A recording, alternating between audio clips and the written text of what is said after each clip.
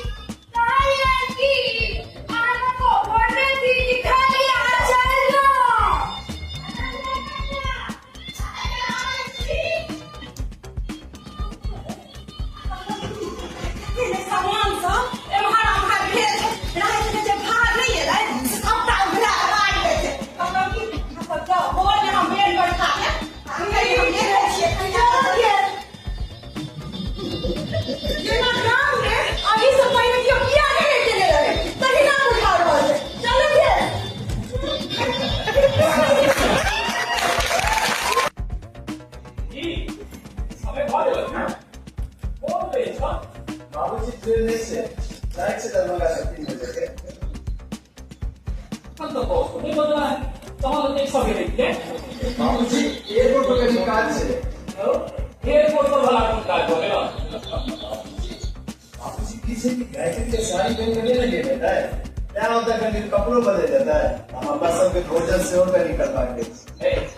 कैसे यहाँ सब क्यों करना कर कैसे ना? अरे नहीं पापा जी, मैं रोटी खा खा के थक गई हूँ। आपको पता है जब से आए घर पे खाना भी नहीं खाया। वहाँ जाऊंगी कुछ खा लूंगी।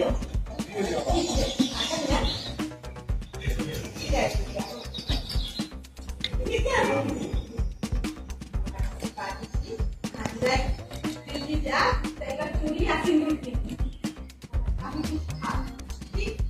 क्या जरूरत है? चलो